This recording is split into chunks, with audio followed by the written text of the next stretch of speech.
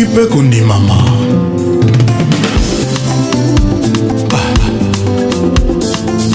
Il était une fois.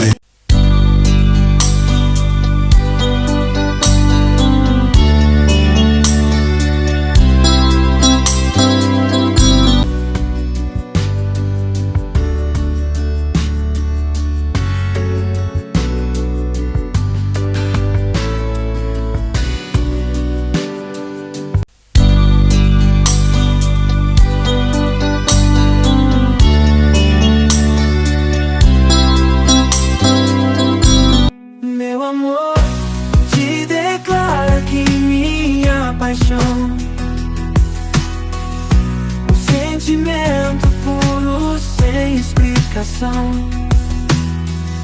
A melodia que embala meu coração. A razão do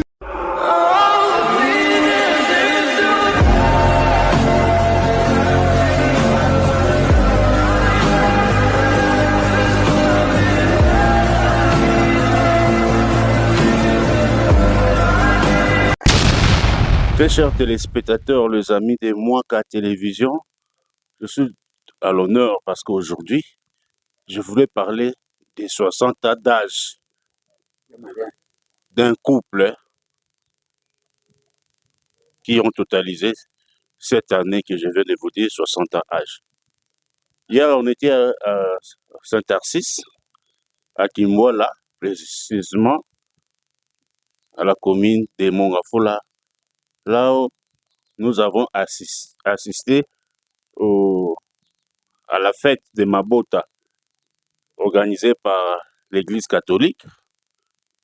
Parmi le jubilaire de cette année de Saint-Tarsis, je reçois messieurs, il va se présenter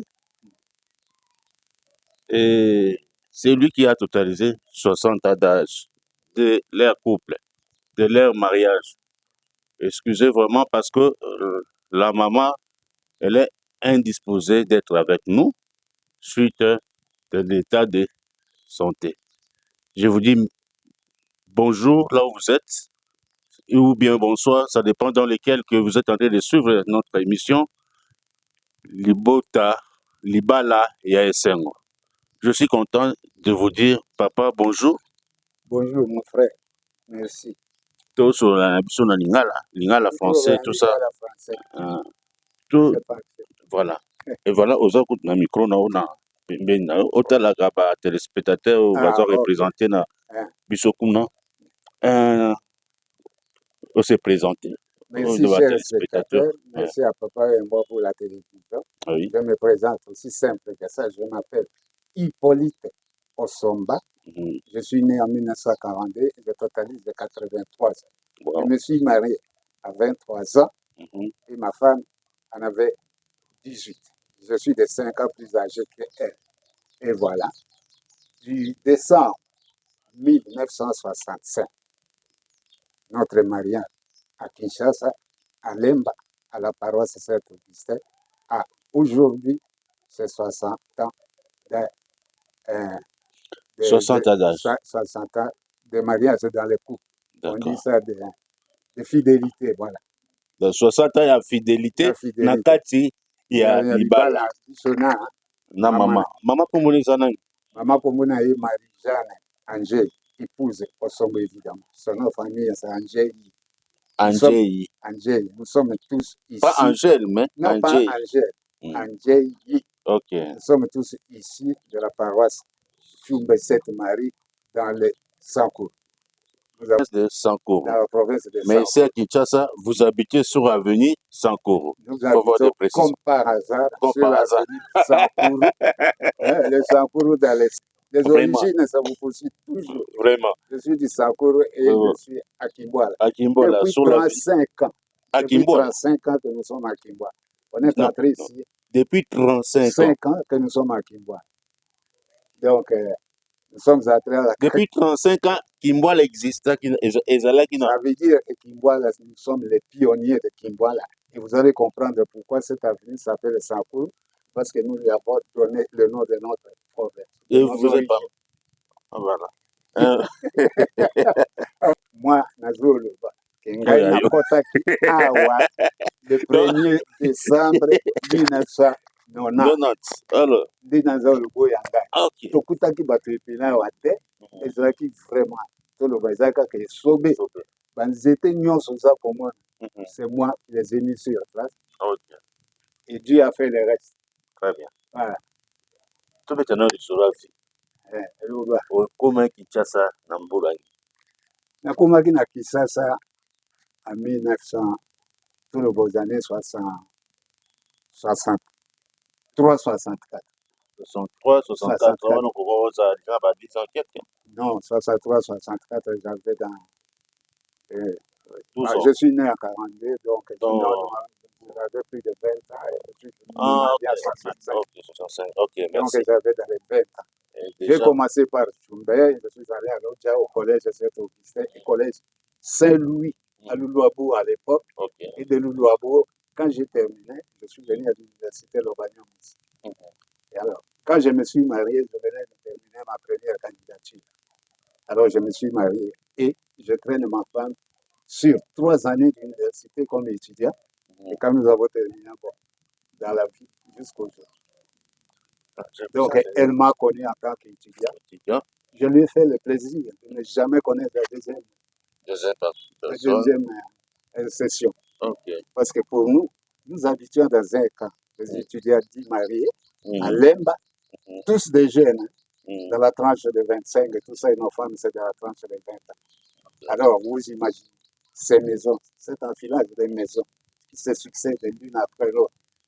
Et chaque fois qu'on revenait de la programmation, il y avait des pleurs et des grincements dedans si le mari n'avait pas réussi.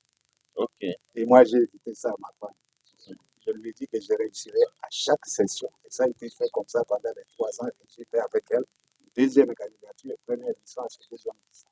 Olobi pe lingala pe français mingi ba téléspectateur pe belé bako zanga to ko kota pe na nazo kota na lingala qui là ce qui peut que soit to beti mais chemise na lingala parce que donc voilà ozana raison ozana mama tango tozaki na nuba étudiant à l'université nasalaki maso po azala l'aise omona ke mobali alungi ba examen ça ka plaisir nasalaki plaisir wana naza kolonga ba examen makasi bino moko boyebi université mais moi mayali oso nzambe apesaki ngai je me suis mis aux études parce que papa na ngai c'était un enseignant ayebisaki ngai yo ozokende kuna na Léopoldville université kende obunda na baétude okende obunda na politique te na makambo na bino. J'ai compris la leçon. Jamais je suis allé à une manifestation. Toujours aux études, jusqu'à la fin de mes études avec mon diplôme à main. Et j'ai commencé la vie avec ma femme. Bitumba nini ozo Nanzela Libala? Nanzela Libala chance. Nakosurprendre bino. Nakoyebisa bino ndenge tolinganaki nayebi te. Nayebi te, c'était un coup de foudre François. Ndenge balobaka nalingala nayebi te. Namonaki ye azalaki jeune. Na mutu na ngai elobaki mama wana kozala mwasi na ngai. Ayebaki na ye eloko moko te. À l'époque, biso tozalaki soki omoni mwana mwasi ozali mwa mokanda na formule ese nalingi yo point et soki eza d'accord ya koloba ngai mpe nalingi yo ici isi te makambo formule eza te esi kaka ndenge wana toza kotala na mosika dans sa tête ayebi ke type wana alobaka kobala ngai sans se rendre compte de ça que c'est que le mariage ndenge ekomaki lelo mwana mwasi balingani na mwana mobali ekomi chaque jour chaque tongo chaque pokwa chaque samedi azoya baza kokutana pa na bino ezalaki ndenge wana te epa na biso ezalaki ndenge wana à cette époque là nakoki kokondane moto moko te nazokitisa moto moko te na notre époque la plupart des filles la plupart j'allais dire à majorité bazalaki bana surtout na baéglise catholique na bamission bazalaki bana ya bamamelo donc epa na bango moto akei mese na ntongo directement na ndako si c'est pendant les vacances asalisi mama na ye na mosala ya ndako esili 18 heures mwana kobima lopango okokende wana donc bana bazalaka na lopango epa na bamama la plupart ya bana wana à cette époque même aujourd'hui il y en a beaucoup va découvrir quand il va les faire en mariage. C'est le cas de ma femme. Vous avez tout compris. Très bien, malheureusement, tu ne me fais pas comprendre plutôt à nos téléspectateurs parce que émission ezali balobi libala et sengo. Donc tolobi nini omonaki na passe démarche moko te oyokaki pasi batambusaki yo te soki ya mama atambusaki yo te bongo libota na ye etambusaka yo te. Franchement moto moko te atambusaki ngai vraiment ake namona mpasi mpo nazwa mwasi wana vraiment natokaki namonaki mpasi. C'est arrivé kaka ndenge wana nayebisi yo ye azalaki camarade ya ndeko na ngai ya mwasi moko na ekole. Lokola abandaki oya dimanche après mese aleki epai na biso parceke tozalaki penepene ya église aleki epai na biso après amati tout droit epai na bango mwa mosika à peu près 1 kilomètre. Alors bato ntango babandaki omona ye na mitu ya bato balobi mpe wana grand frère kuna tozomona peut-être donc ebandaki ya ndenge il faut kaka ezala nzambe. Donc moko je ne me suis pas rendu compte. Et puis à l'époque ozalaki boa kisiko kitoko eza kaka siko ntango wana bo jeunesse ezalaki soki ebele bote nyonso nazalaki na yango mingi ezokende yo kutu ozalaki na chance déjà bote na yo déjà esepesaki yo mwasi nayebi te me ngai oyo nayebi mpo na ngai elle est parmi les femmes les plus belles au monde mpo na ngai. Ntango boko donc tobandaki ndenge wana dans nos esprits jusqu'au jour naketonne jusqu'au jour naye na l'opposé nasisi première candidature à l'université. Je me dis ekolo oyo vraiment etele oyo eza makasi soki na continue ndenge wana badescente tobandaki kokita na matete. Alors na matete mpo nous défouler des jeunes. Alors ambiance à plein et l'université abandaki kosalisa biso azalaki kopesa biso bis bokei na matete na pokwa badescente tobandaki kokita na matete. Alors na matete mpo nous défouler des jeunes. Alors ambiance à plein et l'université abandaki kosalisa biso azalaki kopesa biso bis bokei na matete na pokwa bis remonte na ba 18h ekiti lisusu ekoremonte vers 22h. Et quand il récupère le bus, on partait peut-être en 10 personnes et au retour, il faut multiplier par 2. Donc 20 garçons à 20 filles. Ngai nazalaki kuna très bien. Ngai nazalaki kuna te nalobi soki boye na kolonga ekilo te papa ayebisaki ngai tosala ngai nayaki et je vais vous surprendre naye na vacances nalobi il faut na bana nettement comme ça il faut bana kobala nani ayebisi papa na ngai il faut na bana olingi obala il faut na bana yo nayaki fille oyo abandaki koya oyebi ete nazali komona ye mosika wana na Sankuru kaka na Sankuru na Tchumbe Sainte Marie. Très bien. Alors ye alobi alors mais ça va c'est parlant tout ça là. Alors j'ai fait la grève de la faim.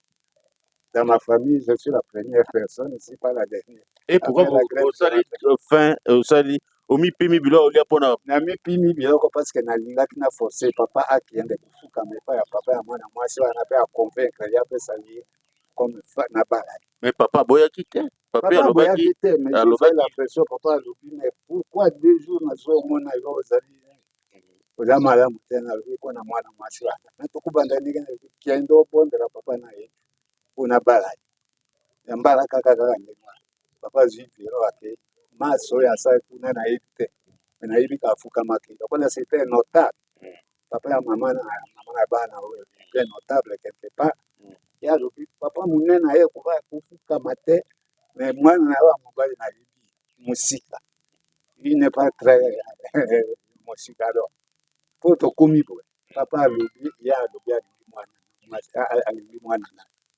alors papa bokila alobi ndenge wana napesi yo mwana na ngai napesi yo kokende kopesa mwana na yo wana etali ngai te me yo nde nayebi ataka responsable yo nde moto oye yo moto oye alors napesi parce que les mêmes jours apesi les mêmes jours basololi opesani rendez-vous une semaine après alors batindi mama c'était le jour où c'était la fin des vacances les enfants devaient rentrer à l'école, elle devait aller chez les sœurs à l'internat. Au moment où, le soir, les enfants rentraient pour aller à l'internat, c'est à ce moment-là que maman venait avec elle à sa petite valise sur la tête pour venir chez nous à la maison. Elle a quitté directement chez elle. Elle a quitté chez elle, elle est venue avec ma mère, parce que papa a voulu ça qui était déjà ma cambo. Alors, elle est ma mère à la maison. Et pour la première fois, nous nous sommes retrouvés seuls, nous deux, dans une maison. Deux. Donc, non, le professeur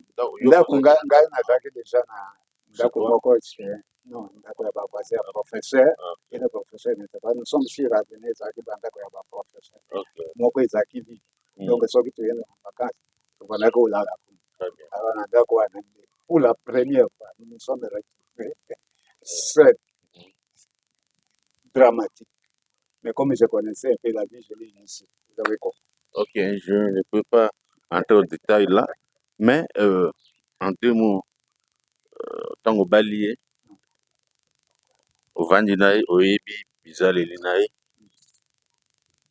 eloko nini etungisaka yo ti lelo na parmi babizaleli na ye oyo alakisaki yo na libala.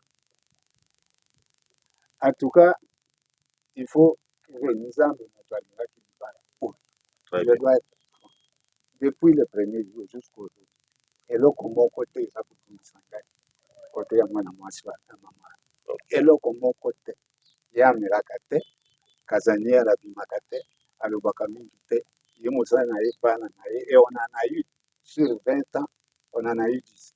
Alors, elle est occupée avec ses enfants et son mari qui va au travail, qui revient à temps ou en retard, ce n'est pas son problème, mais son mari revient toujours. Oui, ezali motu ye epai na ye akozunga na ye kaka mpe azali na ye kaka celui-là qui parle son mari ye na bana na ye aucun problème. C'est peut-être ye nde moto akoki kolobaka aza natungisaki ye mingi, mais philosophie na ye eza po ayebisaka ngai alo tant koza kozonga ça veut dire je compte. Très bien. Téléspectateur. Tant que oza kozonga ça veut dire namoni eza nzai mpo nayebi bino mobali soki mokolo komona kosanzi olingi te okobengana mais tant ke ngai nafandi bino makambo ya bino mibali wana etali bino nzambe alimbisa. Et l'ami intime de mes frères, je suis le numéro 2 de la famille. Alors, la famille est de 10 enfants. Tous mes petits frères et sœurs qui sont venus après moi sont passés par les mains de cette famille et sa cuisine. Papa est mort très jeune. On a récupéré mes frères et sœurs qui sont passés par moi dans ma maison. Donc, tous les frères et sœurs sont passés entre les maisons, manger damage à ma maman. Donc, bazo, mi, côté de la famille, vraiment, si, maman, ba tante na ngai, ba maman, ba tata mwasi, na papa tango azaki na bomo, maman na biso ayekufa ya 2013 ans. Elle a traîné partout, nous étions dans le Kumbashi. Elle a vécu dans cette maison avec maman. Donc, j'allais dire parfait, mais la perfection n'est pas de ce monde. Mais je suis pleinement satisfait. Yende na yebite. Maïbi Sakangaï, quand même, c'est portable. Et Naïba, famille Naïe, elle est une grande famille. Famille Naïe, nous, Balega, Kata, Naboko Nabisa. Bazon, moi, Nangaï, attaque Papa Naba. Et Bandi Konangaï, na Balek Nangaï, Bazon, moi, Naïe, comme Maman Naba. Je n'ai vraiment pas à se plaindre. Un peu capricieuse, comme toutes les femmes, mais ça, il ne faut pas en parler. Ça, il ne faut pas parler. Ouais. On va parler parce que. Soka boudé si vous voulez. Va bouddha. Oui, j'ai compris. Mon on a ça là qui est. Nakiko somba ba blues. Mwana ki ba blues. Moi à l'époque il y a ba blues. Blues qui toque na sumbia. Elle dit en tout cas pour moi c'est joli. Mais il faut faire ça tout est problème. Qu'est-ce qui s'est passé? Oui, ok. Mais moi, alors, ça m'a vraiment fait mal. Comment moi j'ai pensé que en cette matière, il faut J'ai appris comme ça. Et depuis lors? Depuis lors, aucun problème. Moi, je suis yango. Et il y a son bel il a pas. Après ça, merci pour les lambas. Les petits cadeaux, parce que les cadeaux, les meilleurs cadeaux, c'est les plus petits. Ah bon? Oui, oui, les meilleurs cadeaux, c'est. Du coup, la ngaya, on peut s'engager. On peut s'engager. Michel. On peut s'engager. On va kuluna te. Parce la minute osombeli mutu lichette bagoroba yo tata mukolo boye oliko yekola kuluna. Bato bayebi ke na lingaka jardinage. Donc on peut singa lichette, on peut singa râteau, on peut singa pas, on a kosepela makasi. Parce que c'est petit na kubumba yango mingi. Mais na bossa, soko on peut singa costume qui faut que problème les aïe. Mais le cadeau doit être significatif quelque part. Mais le montre local on un petit parfum. Papier mouchoir, kaka papier mouchoir, on trouve papier mouchoir. Elle adore ça, elle achète un papier mouchoir, un petit paquet, de petites choses comme ça. Très bien. Et pour le reste. Parlez d'abord de votre première aînée. C'est un garçon? C'est une fille. C'est une fille. Qui est née une année après notre mariage. Nous sommes mariés à 65 à décembre et en juillet, elle est venue au monde. C'est une fille. C'est une dame aujourd'hui, une grande dame. Une grande dame. Je vous montrerai ces photos. Une très grande dame. Mais qui a l'air toujours jeune. Une très grande dame avec 4 ans. Mais elle a pris ta beauté. La beauté des papas. De sa maman.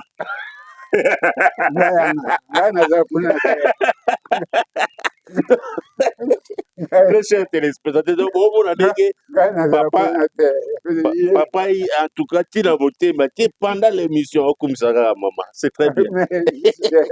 C'est mon trésor. Et donc, on a gagné à Moutuya. Vraiment. Et donc, on a gagné à Moutuya, vraiment.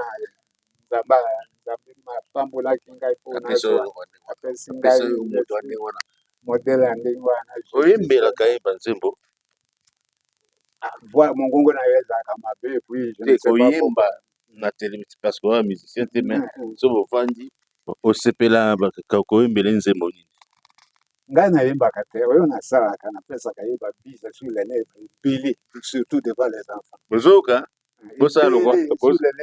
bosala lokwa papa bino bato bosalaka te boyebi po bana basi soki bakoli balingaka yango soki bamoni ke jo wana alingaka bango na biso bango mpe bakolinga. Moi j'ai des techniques comme ça, bise sur les lèvres, pincement ici en passant. Et bana soki bamoni ndenge wana lelo soki nasali maman na bango mwa boye basepelaka kitoko. Donc nous projetons ça tout le temps devant nos enfants. Pas de petits gestes, pas de petits comportements. Et bana bamona papa oyo jo alingaka mama na biso. Bana bamona ke mama na biso alingaka tatu oyo. Il est tous les jours. Et tous les jours, on ne fait que ça. On ne fait que projeter. Comment vous avez reçu cette grande dame aujourd'hui, mais à 64, je crois. 65, 5, elle était très bébé. Votre première aînée. Boyamba qui est Ndengeni. Ah! Elle attend. Nous sommes encore étudiants, donc entrée à l'université, campus clinique facile. J'ai pratiquement assisté parce qu'elle avait des douleurs et que le travail a commencé. Je suis resté quelque part. Et là, il fallait venir au monde, j'ai attendu des cris. Et on m'a dit, à l'époque, c'était facile. Nous étions les maîtres absolus, les étudiants dans notre clinique. On m'a dit, venez voir votre fille. Moi, j'avais horreur de voir ce genre de spectacle. Et puis, je me suis retiré. Mais le problème, c'est elle. Et ça, Nazo, il s'habille notre problème. Moi, on a 18 ans et quelques mois qui croyaient qu'elle allait rester comme ça. La commissariat et moi, ici, c'est quoi la commissaire? Et puis, elle voit un bébé qui sort des entrailles. Je crois qu'un médecin m'avait expliqué. Elle a pleuré plus que Marie Madeleine. Ah bon? Oui, oui. Elle m'a dit, Madeleine, je ne la connais pas, de pas l'histoire. Comme une fontaine. Donc, elle a beaucoup pleuré. De joie, c'est pas la la joie. douleur, le juin, et un jour, elle m'a dit, Gana komi boy, et puis il y a komi boy, donc on a bouti na baby, je ne suis plus une jeune fille. Tu devais t'attendre à ça et les autres vont venir. Donc tu l'as promis les autres. Et ils sont venus. 9 autres sont venus. Mais tu l'avais promis quand même. J'avais promis, j'ai dit ça viendra, tu dois t'attendre à ça, c'est fini. La voie est ouverte, tu es devenue une mère. Tu n'es plus une jeune fille. Elle est heureuse. Très, très heureuse. Ses enfants, son mari, c'est son bonheur. Je vous ai dit, elle est casanière, elle n'a pas. Il est kakananda, kwa kutika na lupanga hapo ya kupima tangu tukanaka ukenda nini, akupima na ile dimanche matin tokeni. Zongi à côté, akayo kupima la dimanche. Sauf s'il faut évidemment se déplacer pour voir la femme. Très chers téléspectateurs, nous sommes vraiment désolés de vous dire que nous sommes venus au moment, c'est pas un bon moment parce que la maman en question qu'on est en train de parler, la jeune fille à l'époque, aujourd'hui la maman, ou mémé, que nous sommes en train de parler d'elle aujourd'hui, malheureusement, elle est souffrante. Il n'y a pas moyen de lui poser quelques questions. Malheureusement, je suis désolé, mais il fallait vraiment chercher peut-être un jour s'il va rétablir ou bien son état est bien rétabli. Nous allons rentrer encore ici pour vous dire. Mais nous sommes toujours avec Papa Osomba. Papa Osomba. Sikoyo, tango famille yambaki mwasi. À l'époque, ezalaka. Mwasi, il faut avanda. Bato bako ndima mwasi eza mobali te. Oyebi na ntango na bino eza différent na lelo. Soki otiki mwasi na yo epa bokilo na yo yebaki bokilo akozwa mabanga akozwa makofi akozwa bakobeta ye ndenge balingi. Or à l'époque wana eza ndenge wana te. Mais bango nde bazwaka bana ozwa décision likolo ya basi na bino à l'époque. Bayambaki na kimia. Il faut dans le voir que papa Nangaï, c'est avant l'indépendance. Les agents de Abatou, papa Nangaï, évolué. Très bien. Donc, il y a une famille, papa, maman, bana, papa, c'est professeur. Très bien. Tout ça pour. Il n'y a pas de grand-père, Nangaï, pas donc, la famille, pratiquement, c'était papa, maman, pas voisin. Très bien. Papa, il y a maman, il y a donc bato ya liboso ya famille bayambaki papa na bandeko na papa na ngai na mama bayambaki ye lokola fille. Mama oyo abandaki kokata papa banzaka mwasi na ye azokata mama papa na ngai manzaka na makolo papa na ye na makolo na maboko tusa mama abandaki kolakisa ye ndenge baza kolamba tusa baza kolamba sa première personne oyo bayambaki papa na ngai na mama baleki na ngai balandaki le mouvement évidemment. Sango mabe lekendaki na libota na bango te un jour ou bien likambo ebimaki boye toza bato. Oui. Na eloko di ya pasi ube ya esala etikala na obi. Quel est le mauvais sort oyo vivra avant tokota na les bonnes eloko ya esengo ekota na libota na oti lelo oyo so tali yango esalaka bien. Donc côté na ngai bayambaki côté na bango pe papa na bango na mama na bango bayambaki ngai lokola mwana bango na liboso. C'est une chance mpo na bango papa na bango na mama na bango naza mwana na bango ya liboso et je l'ai éprouvé ke na mwana na bango ebele tofandi kaka. Donc problème moko namoni te problème ekokaki ya kowuta epai ya bato oyo bazalaka zingazinga peut-être ba petit frère ba petite sœur ba cousin ba cousine repare kimia nayebisaki bayebaso bayakisi epai na biso bakutaki mama na ba.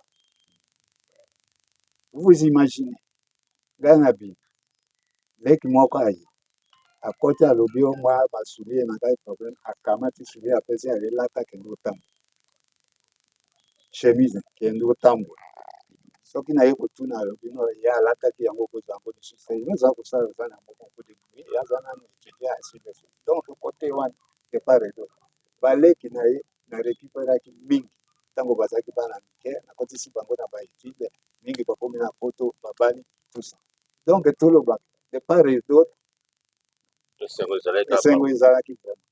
Donc jamais namoni eloko esalaki ke nakende kose plaindre epai ya papa na bango, ou bien ke bango baya kose plaindre papa ya vraiment nayebi te, je ne dis pas, mais je ne dis que la vérité. Et ça fait 60 ans comme ça. Elle n'est jamais partie à congé chez elle. Moi, je ne suis jamais parti à congé chez nous, sauf la rébellion. Moi, je suis encore à Balaki, à Boti. Alors, on va ici à Fouti, maman, il y a Botala, Kokona. À Kamata avion, rébellion a fait pas 2 ans. 2 ans. Nalinga kina kufa. Tozaki na kire moko. Abana kotala ngaya papa osombo ya kukufa pamba mama akozonga. Souci à modèle là. Donc, sur les 60 ans, il faut que l'on ait 2 ans.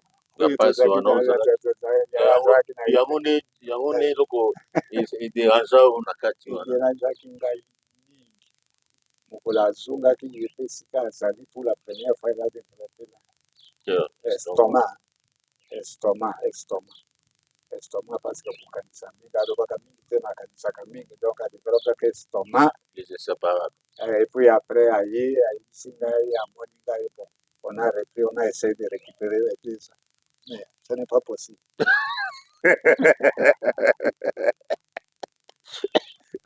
Très chers amis, je suis dans l'ambiance de cette magazine Libala Esengo. Togo qui a décidé de conclure que Papa Osomba a vivra penza Libala Esengo. Oui, ça c'est vraiment un cadeau. C'est Nzambe moto asalaki yango. Il n'y a pas d'autre explication. Coup de foudre, on s'est aimé très jeune et ça continue jusqu'aujourd'hui. Mérite ya nani, surtout panga. Peut-être moto azali, ye alobaka te, amelaka te, afingaka te, problème na bato te, ye kaka na mobali na ye na bana. Ngai, je suis un peu différent. Donc je suis un peu, mais il y a comprenant. On a yebisaka bino ya. Obinga bato na nga ba téléspectateur, ba ipsanga, Papa Osomba lobaki, tu dois comprendre, ce qu'on a expliqué bango. Ok, expliqué bango, ya alobaka bo.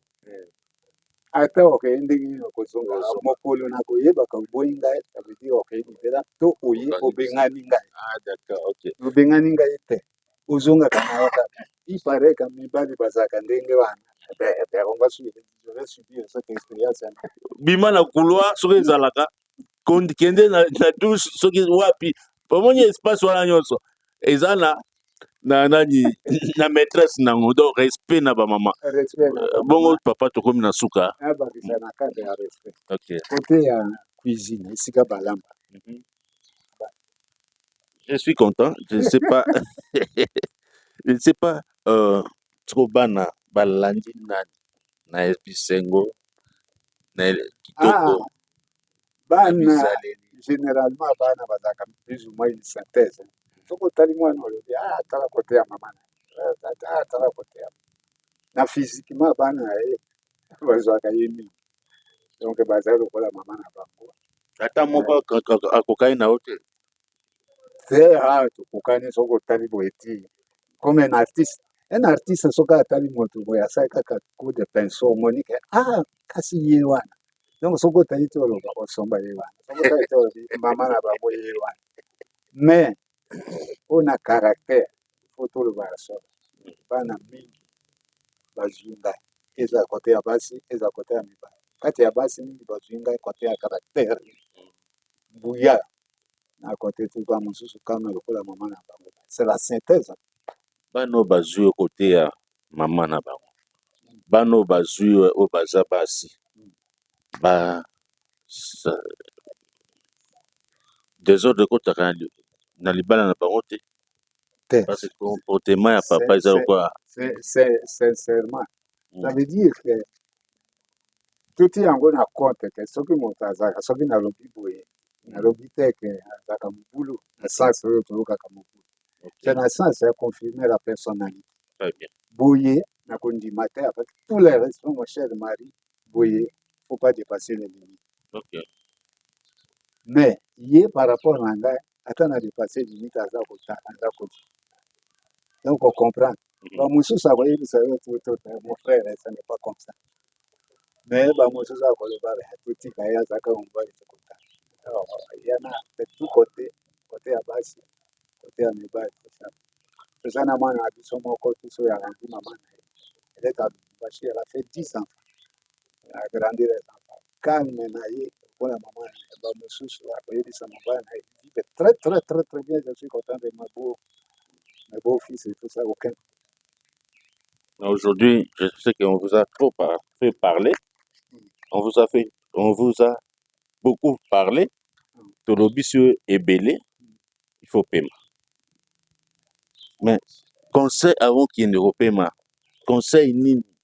Okoki kopesa na bandeko oyo bazolanda bino parce que papa Kwele lelo aza na 50 ans ya mariage na ye et puis topesi ye mbote je crois prochaine émission je crois que soki aosepela toyamba ye tokoyamba ye bango baolanda yo na nsima ye abeti ya 50 ans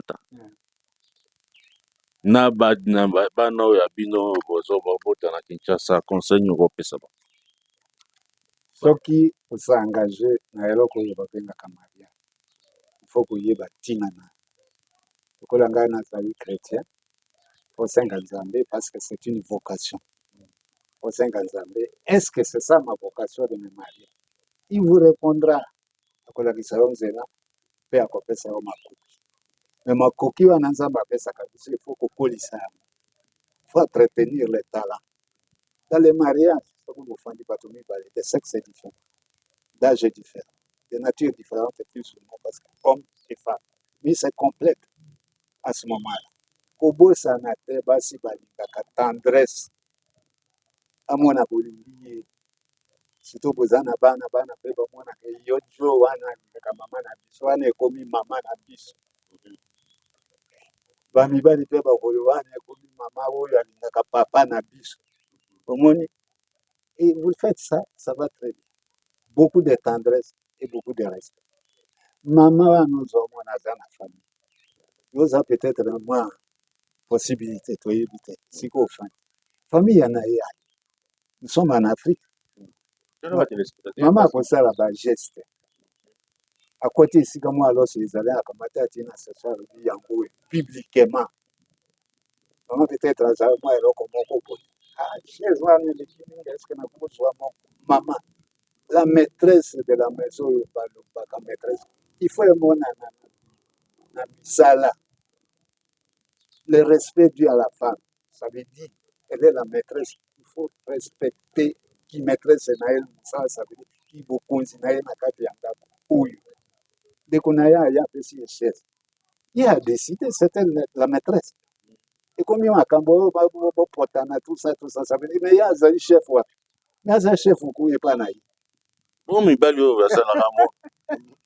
bazalaka soki mwasi ne azwi ata eloko apesi ndeko na ye ntango ndeko wana okende mwasi mobali atikali kobeta mwasi yo lobi mibali wana basala se répondre yo moko tuna bango ngai napesi yo réponse na nga yo mpe oza mobali me ngai atanke mobali nasalaka yango te conseil nini opesa bango napesaka bango respect mwasi nauti koloba respecte mwasi naki bokonzi na ye kaka maîtresse de la maison soki olingi obenga ye maîtresse de la maison otiba ye lokola esclave sala na ye ndenge olingi juste bon pour et pas pour autre chose etali mais wana eza mariage te conseil cela veut dire il faut conjuguer le verbe amour dans tous les sens toutes les valeurs liées à l'amour il faut les intérioriser il faut que mwasi amona kolingaka ye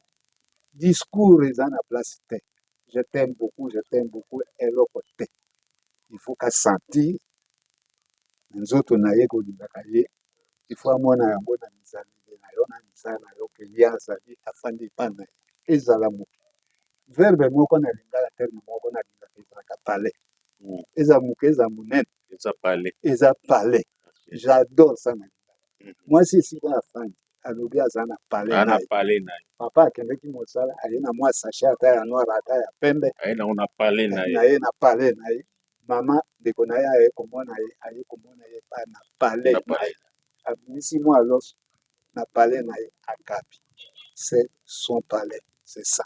Biso mibali faut respecter beaucoup de tendresse, elles en ont besoin, et beaucoup de respect.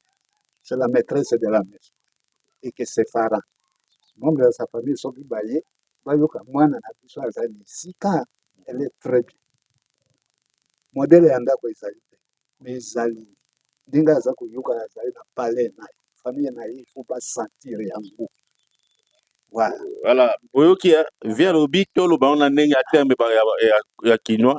Donc moi si so aza na ndako, donc so aza na palais wana pa na yo koloba te ke ndako wana eza ya yo mobali mwasi nde aloba ndako wana eza palais na ye. Donc ye nde moto aza maîtresse ya palais wana. Donc nyonso ekoleka na ndako na bino il faut yo mobali otunaka ye ndenga na kobakisa yo mobali ozalaka na espace moko ya moke na mbeto. Donc zwa mbetu nyonso oluki mbongo oye na mbongo olingaki bolia soso to nayebi te eloko kolinga mwasi alinga osombi na mbongo na ye oye na yango mpasi biso tolobaka mbongo na ngai osombi yango soki eloko wana ekoti kaka na palais ekomi mama moto aza kogere kolanda ye te lokolo ya soso ya moke boye mipanzi opesi ngai te etali yo te. Tu te contentes de ce qu'on t'a servi. Ye nde moto aza kogere. Faites ça, vous allez voir que tout va très bien. Elles sont très sensibles à ça. Bango baza na raison. Et donc, ekoti na ndako ye moto aza kogere. Un mot de la fin. Le mot de la fin, ben, merci beaucoup à votre télévision. Mwaka Télévision. C'est la première fois que je vais paraître à une télévision. Et ça fait plaisir. Nakumitala, ndenge na lobaki soki eza soki omoni makambo ya bakataka. Oui, tozala montage. Osala montage. Omona kuti eloko tokata te. Donc, nyonso lobi ya kitoko. Kitoko makasi alors. Merci na ye, papa Wembo, na Mwaka Télévision. Na papa Kwelo kuna motamemaki na Saint-Alcis, ma paroisse. Na Nzambe évidemment oyo asalaki ke tokutana na mokolo oyo cet esprit mpe akoteli ngai maso nalobi na fonde eloko te nalobi kaka oyo ezalaka na kati ya ndako ndenge vi na biso eza koleka na mama na bana. Merci beaucoup boyoka epesa bino mayele mpe bosalela yango bandeko mibali mingi kati na bino baza baleki bolanda conseil ya grand frère na bino papa na bino koko na bino et vous serez heureux. Nzambe akotia loboko pour la bonne cause. Nzambe akotia loboko. Amen. Merci. Moi salutation na bandeko baotali yo bana koko bandeko napesi bino merci. Mwaka Télévision na papa Wembo de Benjamin Loka bozali ebele nayebi bajeune fille bazali ebele mama na bana oyo abandaki lokola bino bomilengele mpona mariage. C'est vraiment une très bonne chose parce que kati ya mariage nde ekobima ebele ya bato oyo nzambe alobaki otondisa mokili. Quel plaisir de voir que vous avez des enfants qui ont des enfants ainsi de suite. La jeune fille, votre bonheur c'est préparer le mariage. Bongisa yango umitia na lusambo nzambe akoponela yo bolonga ni moko ya malamu et vous allez vivre le bonheur sur terre. Le mariage peut être le bonheur sur terre, le mariage. Ou l'union peut être l'enfer sur terre. Si ça ne marche pas, il faut faire un mariage. D'abord, pour ça, il s'agit. Biso bagarso, luyenge, à chaque étape, il faut la cassima pour comment. Pour le dire, si on a coquin, fixe-toi une idée pour dire, je sens le besoin de me marier un jour, alors prépare-toi à conséquence. Moi, si on a un point tac, azala makambo te, azala futur, maman na bana, umitia na losambo, je parle en tant que chrétien catholique, umitia na losambo, d'abord pour ça, c'est au moins si et vous allez goûter le bonheur sur terre qu'on appelle le mariage. Je parle d'expérience. Alors, mais il faut qu'on bongisse, il faut faut qu'on milengele pour nous. Alors les enfants, les nazari na ba tozali na ba ebele ba koko na ba kokoloko ebele ebele. Alors il faut botala kesika bouti. Moi j'ai de la chance ba kokoloko na ngai mususu bazalaka ba koko chaque jour parce que bazali musika te balekaka na chambre papa ndenge nini grand-père olamoketisa. C'était un bonheur. Bino wana bana vous êtes vraiment une bénédiction pour Nabiso personnage. Vous êtes une bénédiction. Biso peut être comme une bénédiction pour vous. Mais retenez que vous êtes une bénédiction. Comportez-vous à conséquent. Et ce qui n'a monument n'a pas ces pays, après Singaye Sen. Alors, parce que mon kilitura à tout, l'obi est aux alentours n'a pas beaucoup ma pack. Pour que la ligne, voyez, Bazako Yassina, pour que vous ça la pone. C'est au Canada, ça va tirer le bord. Merci beaucoup. Merci beaucoup, Papa Nabiso, Papa Osomba. Oui. Je suis très content de te recevoir pour la première fois et premier invité dans cette nouvelle émission Libota Essengo. Vous savez, c'est un honneur pour nous.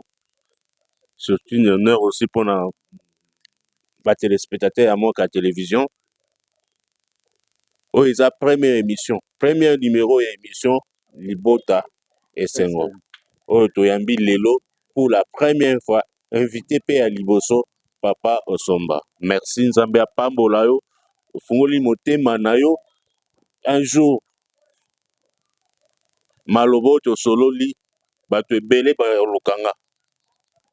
Bato ebele ba olukanga ba olukelanga nini pour na ba garder souvenir oyo parce que c'est une parole de sage. Donc je suis venu voir un bibliothèque debout qui nous a reçus sans problème. Pour moi, c'est un honneur. Zambia Pambola. Soki maman ayoki nzoto moi kolongo nous ezongi makasi nzoto ezongi makasi ata 3-5 minutes osinyenga maloba epai ya papa kwelo naya komona ye na solola na ye pe. Très chers téléspectateurs, je suis à la fin de cette émission. Je ne sais pas quoi dire. Nazozanga maloba oloba parce que écoute nenga mo nazawa ma miso vangi na se ya miso parce que j'ai y pensé beaucoup. Nathalie H. Papa Azwaki na libala ici biso na 23 ans. Lelo 60 ans. 60 ans, il y a vie commune. A vivre awa na mabele na biso. A vivre awa na mboka na biso. Oyo nyonso elaka batu. Oyo nyonso elaka ba couple. Eza ya sikate. Nyonso eza ya kala. Bango pe ba vivre yango ba leki yango. Ce sont les héros. Ce sont les héros. Parce que si quelqu'un a dépassé déjà 50 ans, en tout cas, ce sont les héros. C'est parmi les héros de la République démocratique du Congo. J'ai reçu un, c'est Papa Osomba. Au nom de la Direction générale des Moka Télévision, nous disons merci.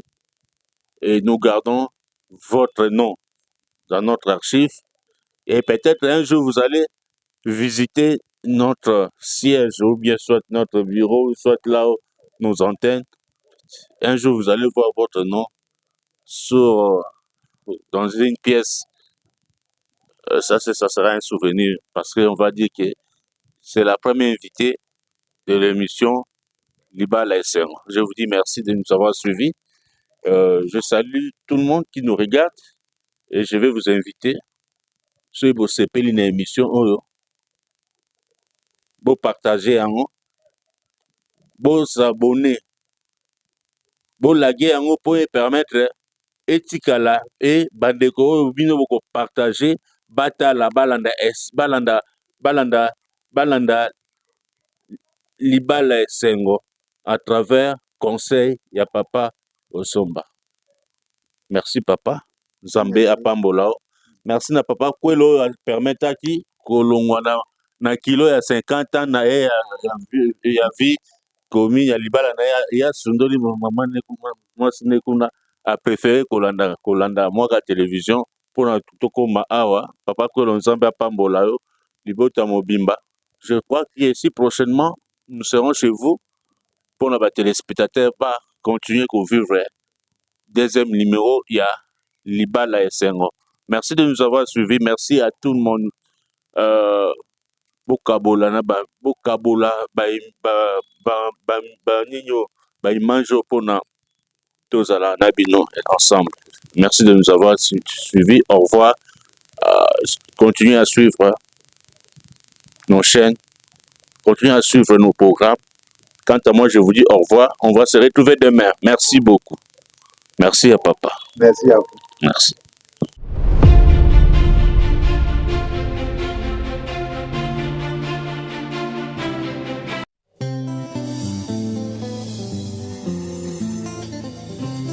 Ekoki pe kondimama.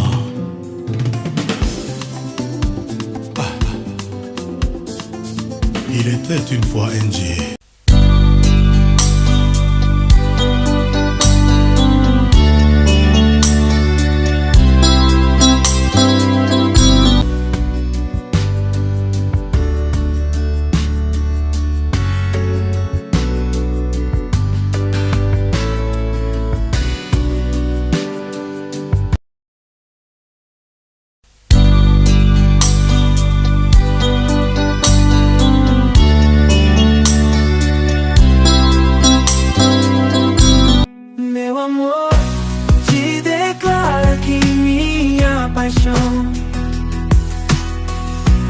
Sentimento puro sem explicação.